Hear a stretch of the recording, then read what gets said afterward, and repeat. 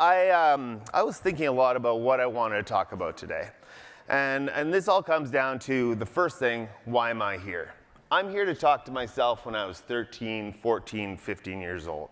I'm here to give myself the advice that I scraped together over the last many, many years. And if you're wondering, I'm 42, which seems ancient. I know, I feel ancient. So I'm going to talk about my journey. I'll give you guys some statistics along the way, but I gotta say, it has been a total roller coaster. And it's because I entered my university career, even in high school, I really didn't know what I wanted to do. I knew what other people thought I should do. And so who I am today, I'm 42, this is my wife, Michelle, we got 3 kids, we got a dog, and what's really neat for me is I am actually just one person. This is what I look like when I go to work. This is what I look like when I spend time with my friends. This is what I look like when I'm in front of all you talking. What do? I run a company called Traction On Demand. It's actually way more complicated. I run Traction On Demand. I run another software company called Traction Guest. I have another company called Traction Rec. You can kind of see a bit of a theme here. There's Traction Pulse. And then there's a quiver of other companies that we're launching around a venture capital firm I'm about to launch as well. We collectively employ 500 people. Last year, we collectively employed 300 people. In 2 years, we'll collectively employ 1,100 people.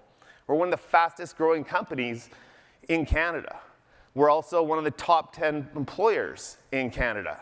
We're also ranked as one of the best managed companies in Canada. So you can see I'm a little bit competitive. I always like kind of to win things. But really, the truth is, you can actually win, you can have fun, do great work, and you can make money. And that's what I want you guys to leave this with. So how did I get here? The journey of an entrepreneur is typically one of the most unpredictable. So I grew up in Nelson, BC. Nelson is a town of about 10,000 people. That's a thing we call Bob. It's called the Big Orange Bridge.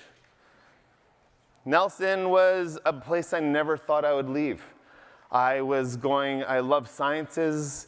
I thought I wanted to become a doctor, but I had to leave to get my education because there was no place I could figure that out.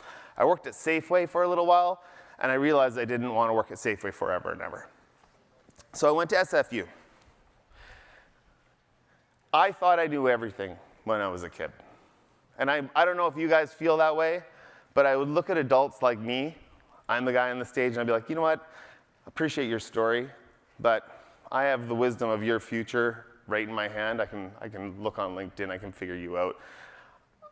I'm not gonna make the same mistakes you did.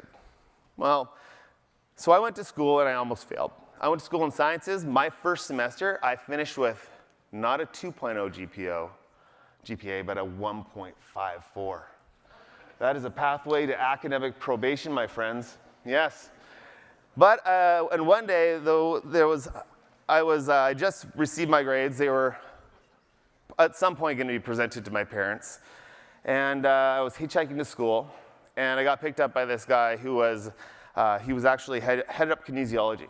And actually, more specifically in the medical field, I wanted to be a sports medicine doctor because I swam varsity, and I loved just the athletics, and I wanted to help elite athletes be able to kind of maintain themselves through really arduous training. And he asked me a really cool question.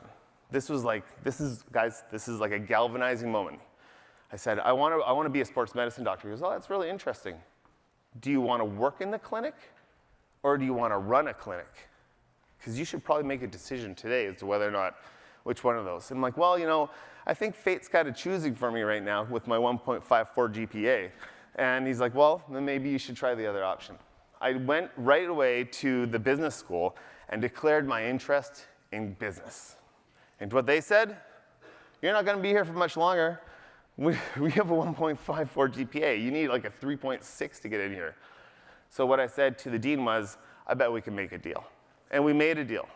I actually had to negotiate my way into every class through university without being in the faculty.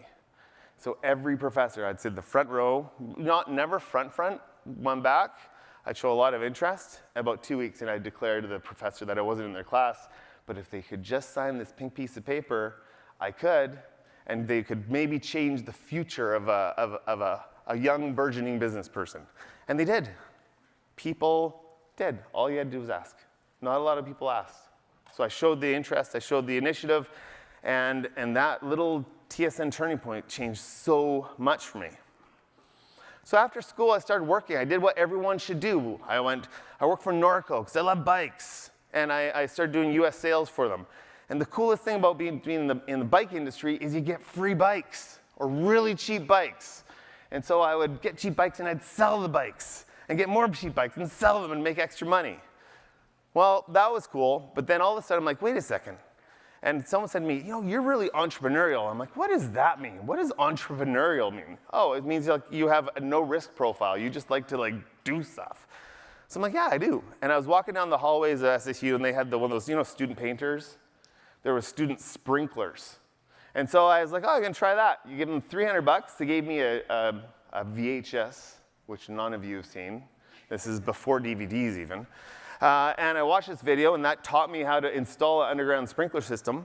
I bought a car for $1,300 at an auction, and I started installing sprinklers. And I knocked on people's doors that had bad lawns. And guess what? Someone hired me, and then I'm like, I don't really know how to do this. So the customer taught me and paid me. Isn't that crazy? They taught me, and they paid me to do this. So there you go. I went on from there, then I finished my university. After finishing university, I went on to Toronto and I started working for some great advertising agencies. But boy, it was political. I was working in companies, doing what I thought I would enjoy doing, marketing roles, sales roles, but it was just like, the business was blocking me from being able to do good work. So the entrepreneurial stuff was cool because it was just me, and I was starting to wonder, is it me, is it companies?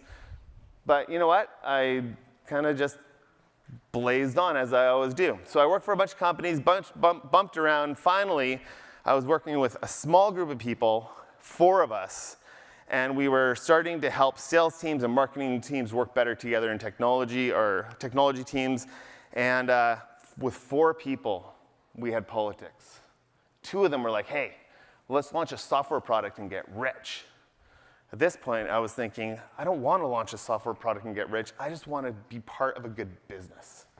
And so I decided to leave in 2006. So 2006, I ended up starting my journey in traction. Yeah, so I was unhappy and failed, and then this is my taking responsibility for my life. So my plan in 2006, I lived in a little townhouse, or a little condo in Port Moody. I had no money. I had credit card debt. And I called a couple companies that I'd worked with before, and I said, hey, I think I want to do this. Would you hire me? And they both said yes. I'm like, I don't know entirely what I'm doing, but they said, you know what, we trust you, and we've seen you work before. We're in. And so for 4 years, I worked my little tail off. And along the way, I learned failure is actually a great thing. Because failing once and learning is the best. And a lot of people pull the throttle out or put on the brakes before they fail, so they don't actually learn what is actually driving failure. So the one thing I would say, guys, also is fail hard. Lean in hard, crash, pick yourself up, digest it, process it, fail the test, bomb it, pick yourself up, figure out why. And so the other thing along the journey of building traction, so basically it got too busy. It was 2010. I hired 1 guy on a short-term contract. Then there were 3 people. Then there were 12, 40, 80, 130. That was really hard. If any of you ever run a 130-person company or a 100-person company, call me. I have some advice for you on that. We got through that. All of a sudden, 250, 300, 500.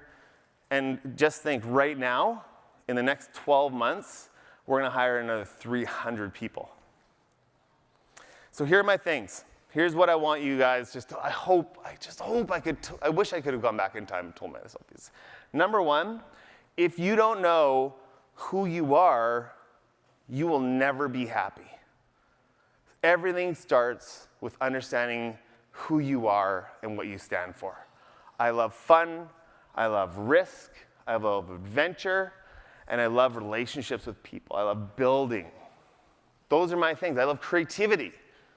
So it's very clear to me when I walk in a room if I'm going to enjoy something. This is nerve-wracking like crazy, because I don't know if you're listening or not, but I hope you are. Next is purpose. When it's all said and done, and I look back, I'm not measuring the dollars. Who cares about the dollars? It's hygiene. Money is hygiene. I want to know what impact I left. I want to know what the gravitas of change I left in the world. I want to know that I helped build a great family. Next, that leads to who you are, your personality. And then, of course, actions, how you behave. The next thing, and we heard this, and we're seeing this with not the future of work, Rocky, good point, the current state of work, live one life. You can be your authentic self 24 hours a day, 7 days a week, 52 weeks a year for the rest of your life. Any situation where you feel you're getting pulled into two whys, figure out why. That is an early indication that you will fail, and you will commoditize yourselves. So understand who you are, and you'll always have a great marker in terms of whether or not you can operate as a single person. My personal values link directly into my business values. And to be perfectly honest, I won't do business with anybody that says, ever, it's just business. Because that's not true. It's life. Next, the one thing you will truly spend in your life is time. It is finite this minute. You'll never have again. You'll never buy it back. You will never have any eclipse of a moment. This is it. So you can spend your time, or you can think more broadly about investing. Can you teach somebody? What is your broader impact? Are you improving yourself? Think about time as something that you're investing, and be virulent about it. If you're in a class working with a teacher and you think that you would love to learn a different area of that, raise your hand and ask. This is your opportunity to fuel your life. You are in the ramping area. Later, you're going to be learning and working. Lifelong learning is a thing, for sure. But you have a privilege right now where every moment you have is a pure investment in yourselves. Capitalize on it. The next, and this goes back to the triangle, but the meaning of life is to find your gift. If you can figure out what you're good at, what your natural inclination is, what you're naturally capable of doing, you will not only live a very fulfilling life and a very successful life, but you'll get the greatest opportunity, which is the opportunity to share that with everyone else.